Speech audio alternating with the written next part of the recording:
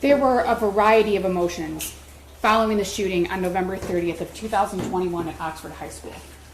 Terror, anger, and devastation. There's an epidemic of mass shootings in our country. School shootings in particular have devastated our communities. There have been social and political groups formed to address these issues, but so far they've been unable to do so. However, on December 3rd of 2021, the parents of a school shooter were charged with involuntary manslaughter for the first time. When we started this trial, I said that the events of November 30th of 2021 undeniably changed people's lives in ways that most of us will never understand. We know that 4 children were killed, multiple families were devastated, and communities were terrorized. And ladies and gentlemen, James Crumbley and I do not dispute any of that. We heard from people who were at Oxford High School on November 30th of 2021. We not only heard what they had to say, we saw the impact that day had on them. Multiple people told you what that day was like. They told you what they felt, they told you what they saw, and they told you what they experienced. You were also shown videos of what happened inside of the school on November 30th of 2021. We can agree that you all heard a lot about what happened inside of Oxford High School on November 30th of 2021 through videos and testimony. This case is not about what happened inside of Oxford High School. This case is about what happened outside of Oxford High School. This case is about what James Crumbley knew on and before November 30th of 2021. James Crumbley was charged on December 3rd, 2021 for the deaths of Hannah St. Juliana, Madison Baldwin, Tate Meir, and Justin Schilling.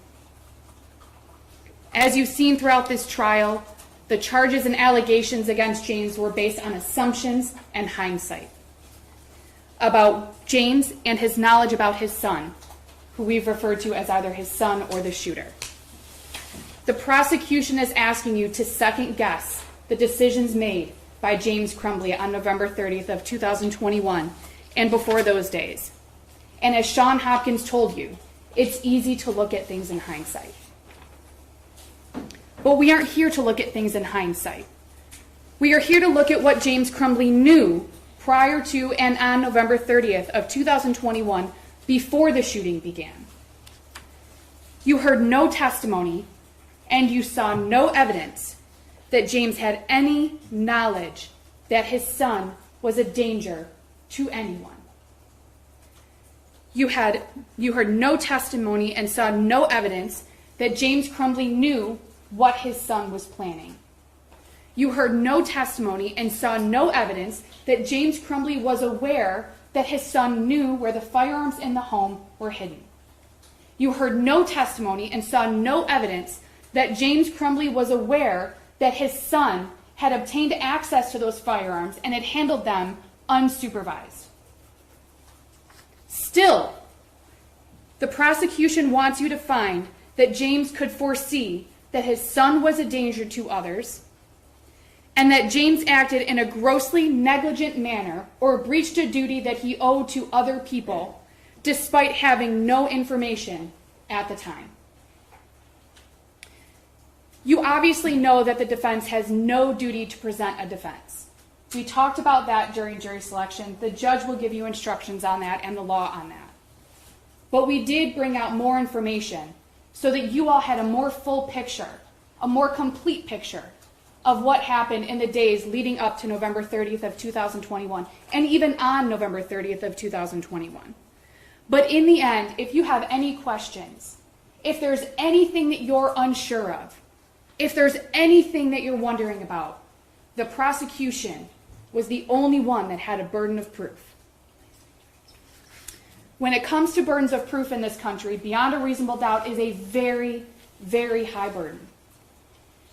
In civil cases where people sue each other for money, the burden of proof is 50-50. Preponderance of the evidence, whether or not somebody gets money and somebody has to pay money.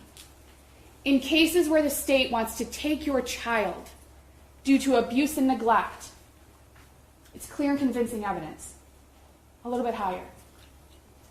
Beyond a reasonable doubt is the highest burden in our country, the highest burden of proof as it relates to criminal prosecutions. Judge Matthews is going to instruct you that reasonable doubt is just that, a doubt based on reason and common sense. It can be based on the evidence, or it can be based on the lack of evidence. When it comes to reasonable doubts, you can have 1 or you can have 10. You don't have to have the same reasonable doubt as your neighbor.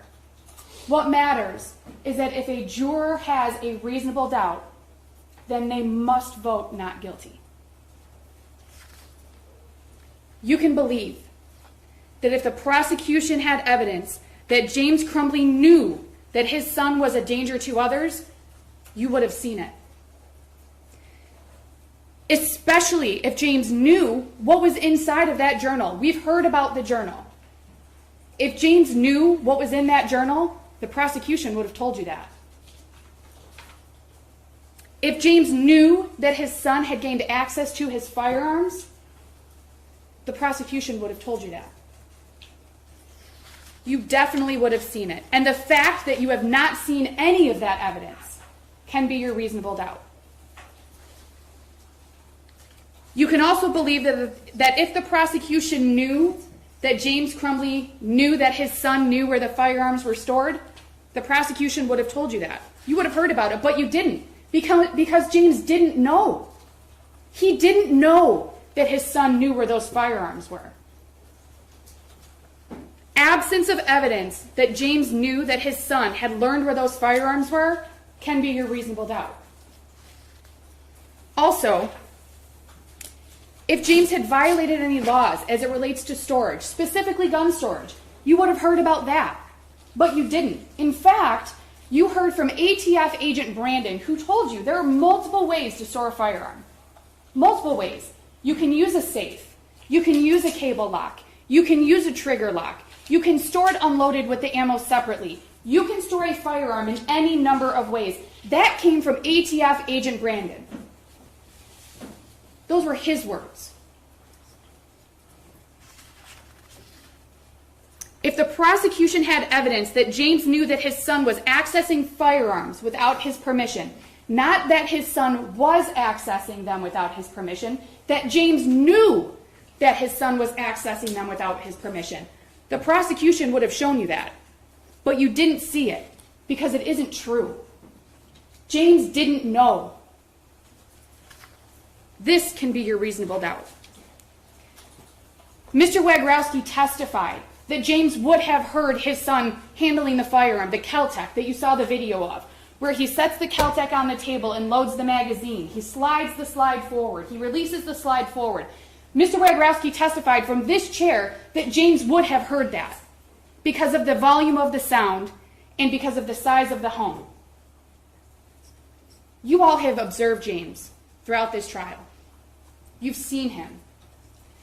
Judge Matthews instructed you at the beginning, James is wearing headphones. James is hard of hearing. He needs a hearing-assisted device to hear, even in this courtroom. And if you watched, there were points where he had to push the headphones into his ears so he could hear better because he still couldn't hear well enough.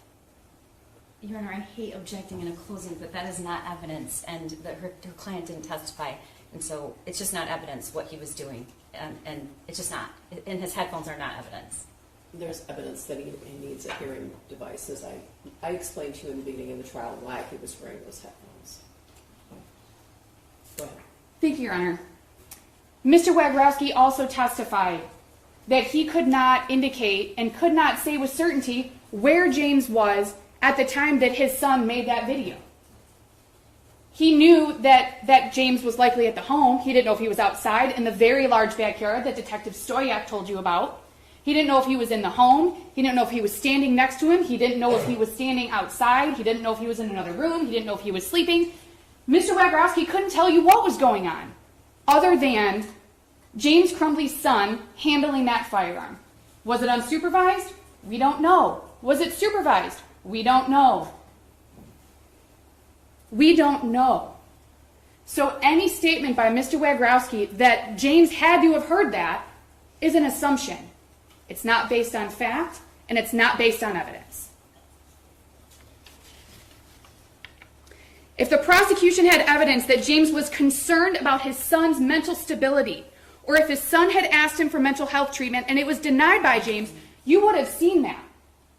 Not a statement by his son to a friend or a writing in a journal, a statement by James that he acknowledges that his son was having issues, that his son was having a hard time, that his son needed help. None of you saw that. None of you saw that because it's not true. James had no idea that his son was having a hard time. Instead, you saw texts between James's son and his friend in April of 2021, where his son says he's going to tell his parents about the issues he's having. You also heard testimony from James's sister who said she saw him within a day or two, maybe 3 days, of those texts being sent to his friend in Florida after their mother passed away. James and his sister's mother passed away. She spent a week or a week and a half and saw James and his son, and saw no concerns. Not worried, didn't hear anything, didn't see anything, wasn't made aware of anything, no concerns.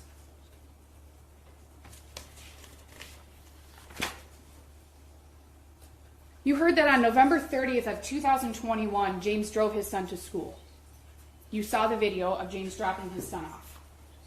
You heard that later when James went to the school with his wife to meet with his son and the school counselor, Sean Hopkins, and the dean of students, Nick Ejak, that James had told them, or that James had had a conversation, that he had talked to his son that morning, told his son he loved him.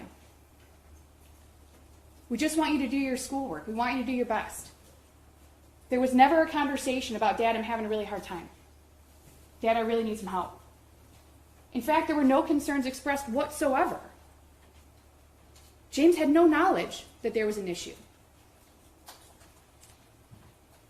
You also heard Sean Hopkins and Nick Ejak both testify that in the office, sitting in the office, that James sat next to his son, right in front of Sean Hopkins' desk, sat next to him, went over the piece of the math assignment with him, the drawings, what was on there, that he was caring, that he told his son, you can talk to me.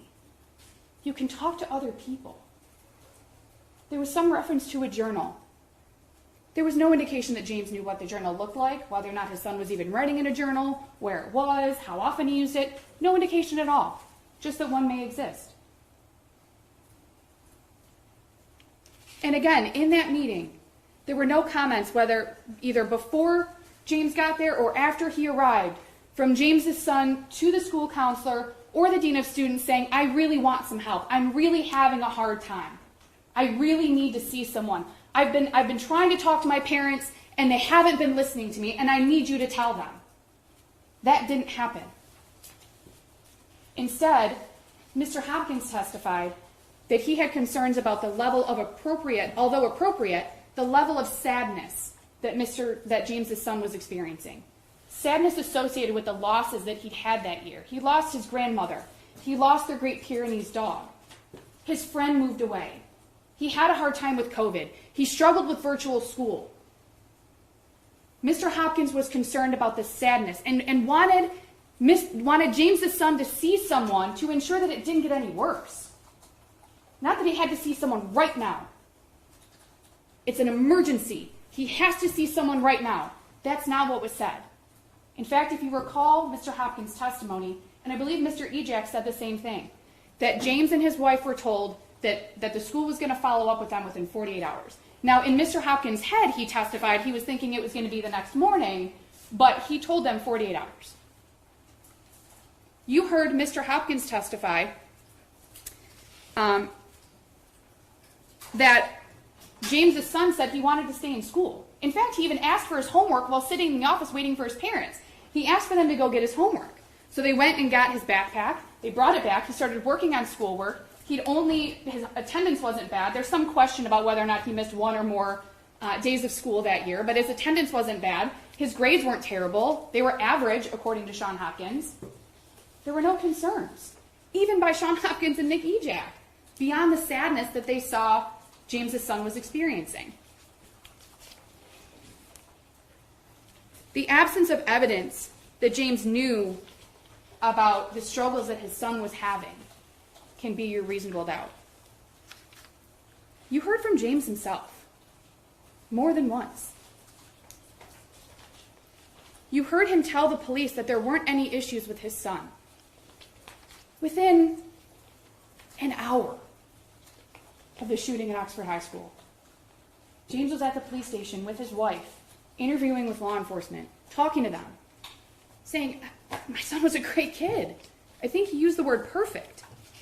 That his grades were mediocre, again, although Sean Hopkins said they were average. But that he'd never had any disciplinary issues. Sean Hopkins and Nick Ejak confirmed that. They had no disciplinary history with James's son. And even if you have a question about how great of a kid James thought his son was, Christy Gibson Marshall said the same thing to you. We'll talk a little bit more about that. But Christy Gibson Marshall also said that James's son was a good kid. Christy said that her testimony was that she was standing in the hallway. She had spotted the shooter coming down the hall with a gun in his hand. She saw that there was an injured student in the hallway. She walked up to the student, was standing next to it. You saw the video. She's standing next to the student who's injured on the floor. The shooter gets closer, and she realizes that it's James's son. And her first thought was that it couldn't be right. With a gun in his hand and an injured student in front of her, smelling cap gun, she didn't think that was right. Even in those moments. Going back to Sean Hopkins and Nick Ejak, two people who met with and talked to James's son on November 30th of 2021, at one point for over an hour without James and his wife there. They talked about a variety of topics. This was 2 hours before the shooting began. They said that based on the explanations that they were given about the drawings on the math assignment, that they weren't concerned. Kids draw violent things. Kids draw guns and bullets.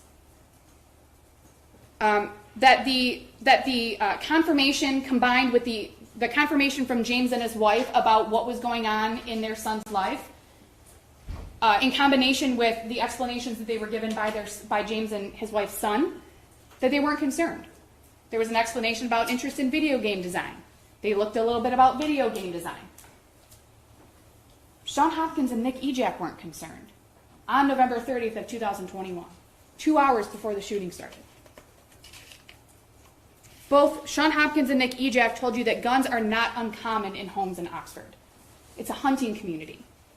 That it's not uncommon for students to handle guns in their homes or to go to the shooting range. That they knew that James's son had gone to the shooting range the weekend before with his mom and that he had access to a firearm. They didn't ask any more about this, about access to a firearm or having a firearm in the home, because they weren't concerned that James's son was a danger to anyone. They weren't concerned.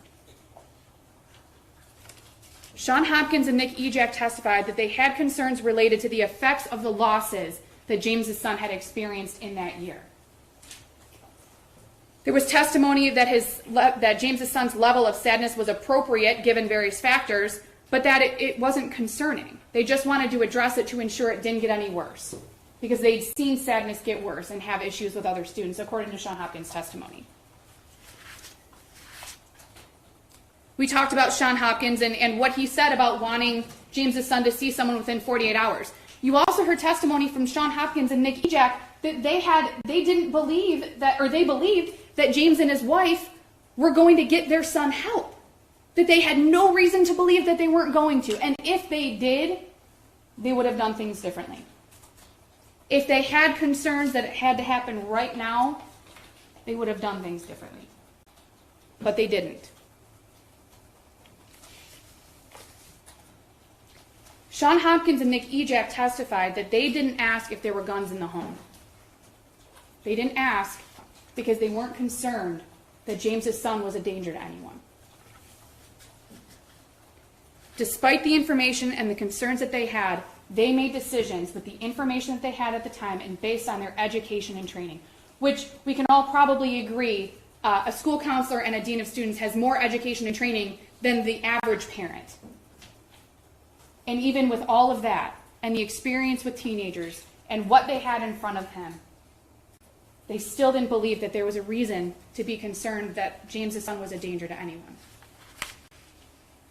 In fact, they didn't even feel that he was in immediate danger to himself, because if they had, they testified they would have done things differently. James worked. You heard the testimony. He left the school at approximately 10:57, and if you want, you can go back through the exhibits, and logged on to the app for DoorDash and started working within 3 minutes. The prosecution is focusing on James not going home in the time from leaving the school and when the shooting started. Why would he? He didn't know. He didn't know what was going on with his son. He didn't know what his son was planning. He didn't know that his son knew where the guns were. And he didn't know that his son had somehow obtained access to those guns. Or a gun. He didn't know. So why would he go home? There was no reason to. You heard about James's actions following learning of the school shooting, or following the school shooting. You heard that he went to the Meijer, which was the reunification point on Ray Road. You heard that he saw the police lights, he saw multiple police cars, he followed them. He actually tried to go to the high school first and he couldn't, so he went to the Meijer. And it was there that he learned that there was a shooting at the school, that there was an active shooter at the school. There's evidence and exhibits showing James's movements while at the Meijer. He was there for approximately 6 to 7 minutes. In that time, he texted his son. You can see that on exhibit 375. He called his son to see if his son was okay. He texted his son again. He called his wife. He talked to his wife for about a minute, and he left the school. Then he called his son 2 more times. 2 more times in less than a minute to find out if his son was okay. He talked to his wife again for about 10 minutes. You saw a text during that phone call from James's wife to one of her coworkers where she says that their son was the school shooter. Contrary to Detective Lieutenant Willis's testimony that James said his son was the school shooter, he didn't. James didn't say that. You heard the 911 call a few minutes ago. That's not what James said. James called 911 at 1:34 p.m. and said that his son was a student at Oxford High School, and that after he'd learned about the school shooting, that James had gone home, he found the gun and bullets missing. He didn't know if his son took it, that he didn't know if it was him. And if you recall, Nick Ejak and Sean Hopkins both testified that even during the shooting at the school, even after the meeting that morning with James's son and James and his wife, even in those moments, they did not suspect that James's son was the school shooter.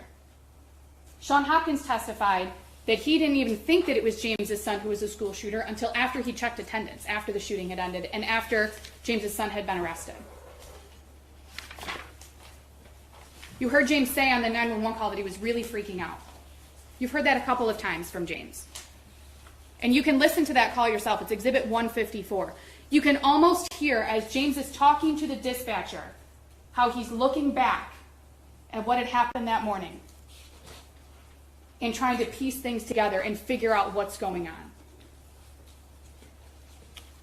You heard from James 2 more times within hours of the shooting at Oxford High School, once at the substation and once while in the backseat of a patrol car. At the substation, James learned that his son was the school shooter, that he was not injured or anything, that he was in fact the school shooter. You heard James say he was freaking out. He asked for a water. His mouth was dry. He was freaking out. James was emotional. I believe that Detective Sergeant Bryan testified that James was sobbing, that he was crying. You can watch it.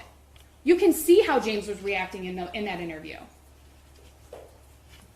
Detective Bryan said that James was forthcoming, that he was willing to speak with them, even after James's wife suggested, maybe we should get a lawyer. Maybe we should stop talking. James said, no. Let's keep talking. I want to keep talking. It's okay. We can keep talking.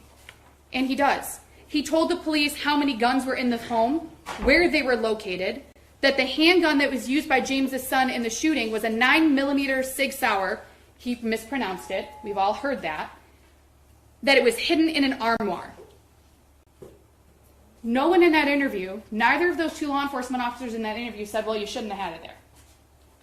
Was it locked? How did your son get it? You didn't hear those questions. You heard James tell the police that the handgun was stored unloaded and that the ammunition was stored somewhere else. It was stored separately, under some jeans. Again, those 2 officers didn't say, well, you shouldn't have done that. That wasn't right. Well, you did that the wrong way. Well, that was really irresponsible of you, Mr. Crumbley. They didn't say any of that.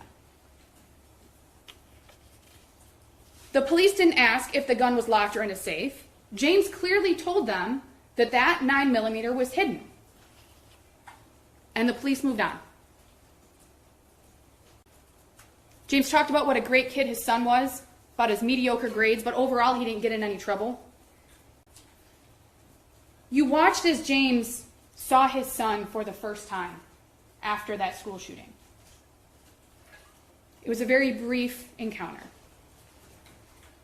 And you saw as James was leaving that he repeatedly told his son he loved him. Ladies and gentlemen, you can watch that for yourself. It is Exhibit 301. He repeatedly told his son he loved him. And then after, as he walks back into the first interview room, you can hear him audibly crying, sobbing at what was going on. And what does he say? He asks the police if he can find out where his son is going to be. And they say, yes, the court will tell you.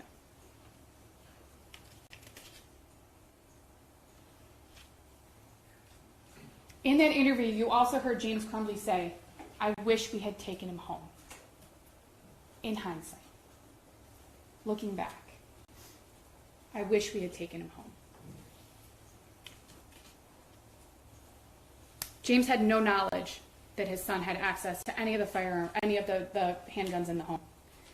You saw his son's own words sometime after November 27th of 2021 and before November 30th of 2021. And we know that because in Exhibit 359 on page 22, his son specifically writes 9mm. And we know that there was no 9mm in that home prior to November 26th of 2021.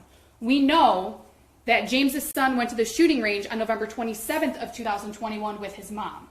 So we know that that had to have been written sometime between November 27th and November 30th of 2021.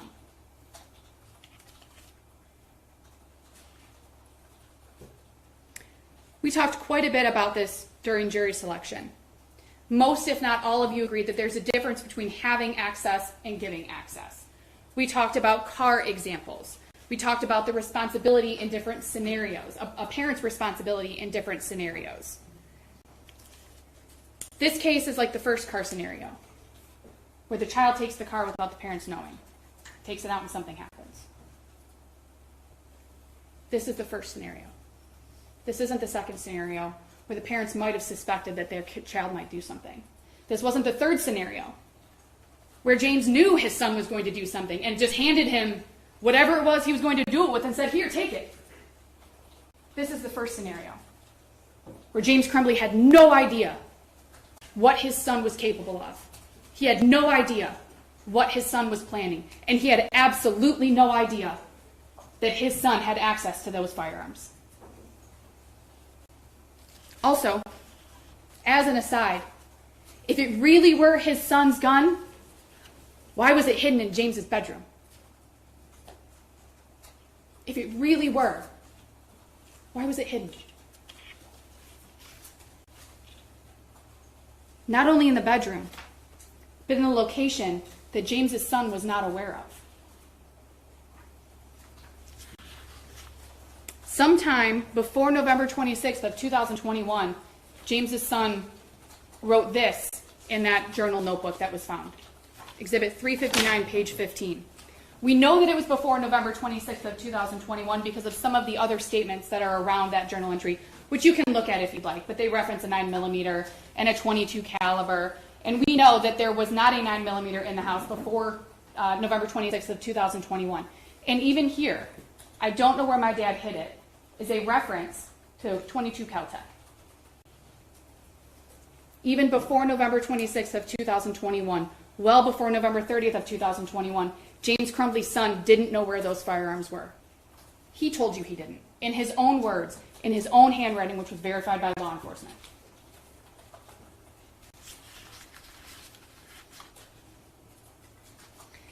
There's no evidence that James Crumbley had reason to believe his son would hurt anybody.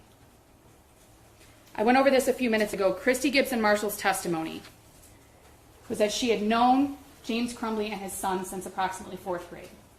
She told a story about James emailing her and asking about getting his son's report card or grades or something along those lines, and she responded and said, "Give him a hug for me." She testified about everything she saw, heard, and felt on November 30th of 2021. And as I said, she talked about seeing the shooter walking toward her with a gun in their hand. That as the shooter got closer, she recognized that it was James's son. And in those moments, she thought to herself, this can't be right. He's always been such a sweet kid.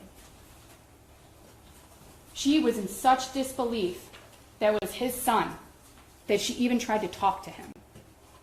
As he's walking through the school with a firearm in his hand, she is trying to talk to him because she just can't believe that James's son was the shooter. And it was when he wouldn't respond that she realized it must be him.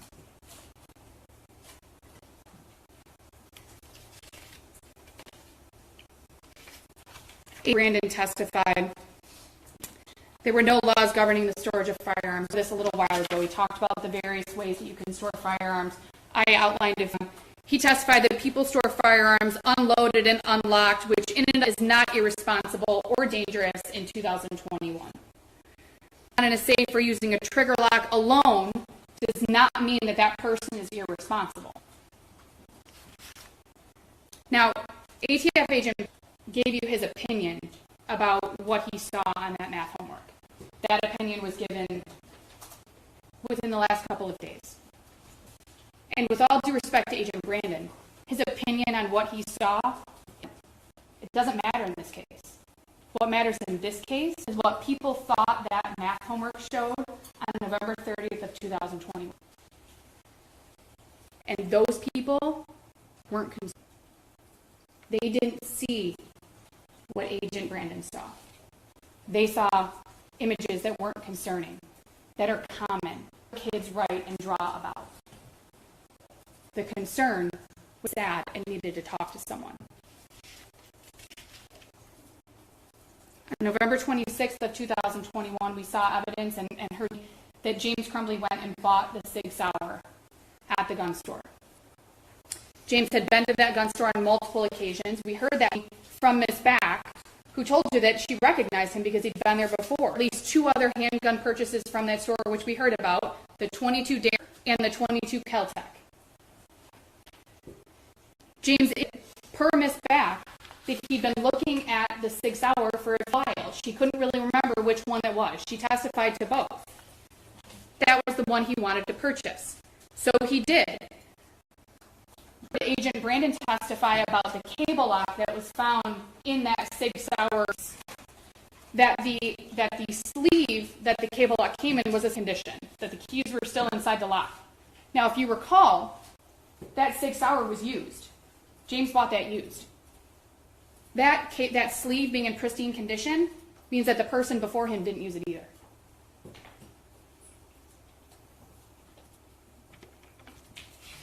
You also heard that James did not purchase ammunition on November 26th of 2021 or at any point prior to November 30th of 2021 for that 9mm. There were purchases for ammunition when you would go to the gun range for the 22s, but James didn't purchase 9mm ammunition before November 30th of 2021. Cami Back told you that she had, that James didn't even talk to his son while they were standing there in the gun store. She didn't see any of that.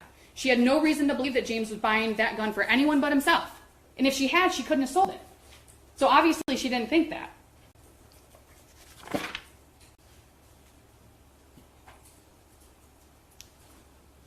On November 3rd of 2021, James Crumbley and his wife left a hotel that they had been staying in. Well, they had stayed in a couple different hotels, but they left a hotel that they had stayed in after the shooting on November 30th. You heard some testimony, or you heard some information that their residence had been made public, or there was media there, or there were things going on, and you can imagine. I mean, you all can imagine what that was like in the days following the shooting at Oxford High School. You heard Agent Brandon testify today that James and his wife were in and out of that building throughout the day on December 3rd of 2021. You heard testimony yesterday from Detective Willis that they arrived at approximately 11 a.m. and that they were there for the day. They were obviously arrested later that night. But you heard testimony that Luke Kirtley saw at least James Crumbley. You heard that James and Jennifer had both gone in and out of the building. Jennifer is his wife, had both gone in and out of the building throughout the day, various times to smoke, walk out to the car. Sometimes one of them went, sometimes both of them went. December 3rd, 2021 was a Friday. It was a work day. They were in and out. You heard that there were at least 14 cigarette butts found near their vehicle.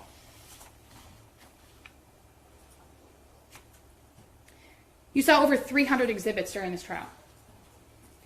You heard testimony from over a dozen witnesses. None of them told you that James knew what his son was planning.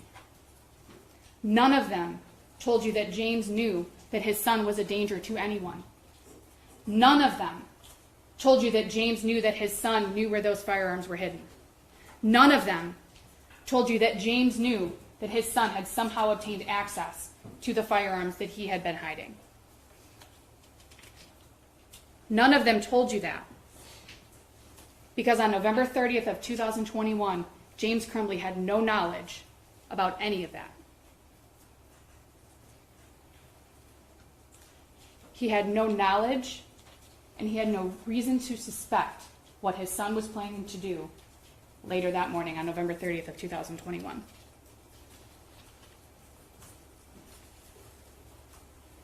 Now, every time I do a trial, I have somebody tell me that they think of a reasonable doubt that I may not have thought of.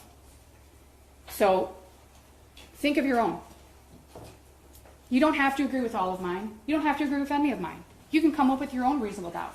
Based on the evidence that you've seen, the testimony that you've heard, your collective memories, you can come up with your own. You're not limited to what I've come up with, and you can certainly reach your own reasonable doubt conclusions on your own. And as you deliberate, think about the things you did not hear during this trial. Think about the things that you were told you would hear during the opening statements, that you would hear how the shooter gained access to that gun. You didn't hear that. That you will hear from school officials regarding their concerns about the math worksheet. You heard that they were concerned about sadness, not about danger to others. That you will hear that the need for immediate parental intervention was necessary. You didn't hear that. In fact, you heard the opposite. You heard that Sean Hopkins said that James and his wife, that they wanted James and his wife to have their son talk to someone or to at least make arrangements within 48 hours. No one testified that immediate parental intervention was necessary on November 30th of 2021 during the meeting with Sean Hopkins and Nick Ejak. No one testified that there was a need for immediate intervention of any kind, discipline, mental health, or otherwise. You did not hear testimony detailing how the shooter obtained access to the Sig Sauer. You just saw in his journal that he said he had access, but you don't know how that happened. No one testified that the shooter knew that there was any sort of code to open the gun safe. There's been some talk about the code that was used on the gun safe with the Keltec and the Sig Sauer. There was no testimony that the shooter even knew about that code or what it was. You did not hear any mutual concern for the shooter's well-being from his best friend's dad, who you saw text with between James and his friend's dad, who obviously has experience with mental health with his own child, from what you can see in the texts. And even that man didn't express any concern for James's son. In fact, on November 30th of 2021, he texted James, said, "I hope everyone's okay."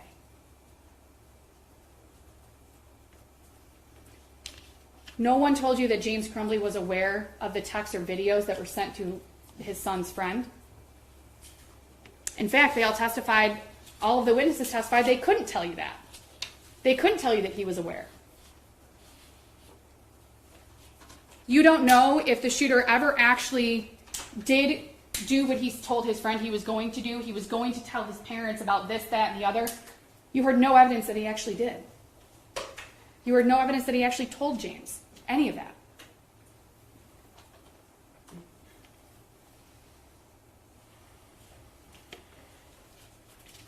And when you go back for deliberations, think about everything that James Crumbley did not know. He did not know he had to protect others from his son.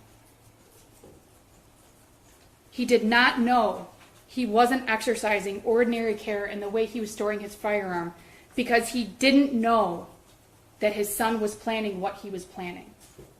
He did not know that it was reasonably foreseeable that his son would commit these offenses. He had taught his son firearm safety. He had taught his son to be familiar with those firearms because they were in the house. He had no idea what his son was planning to do. In fact, no one that interacted with James Crumbley's son on November 30th of 2021 knew what was going to happen a short time later. No one.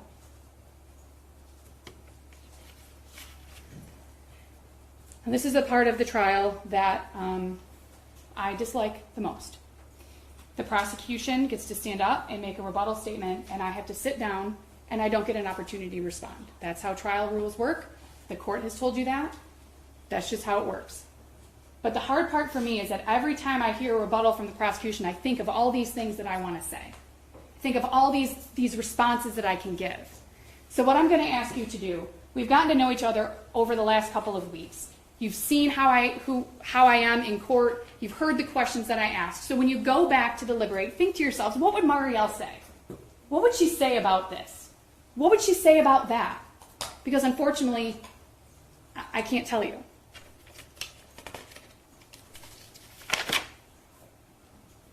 I join with the prosecution in thanking you all for the time and attention that you've paid to this case. You have heard some of the most emotional testimony and seen some of the most difficult things that I can imagine a juror could see. And you likely may not be able to forget it. But what you're all doing in these chairs is of the utmost importance. And I thank you for the time and attention that you've paid. Early on in this case, during our opening statements, the prosecution and I both asked you to follow the law. And I'm going to ask you again. Follow the law. The judge will instruct you on what the law is. She will give you very clear instructions. Please, follow the law. Review the evidence. Review the instructions. And follow the law. Because I'm confident that if you do that, each of you will have at least one reasonable doubt. And your vote will be not guilty. And your vote should be not guilty. Not just because you have reasonable doubts, but because James Crumbley is not guilty. Thank you. Thank you, Ms. Lehman.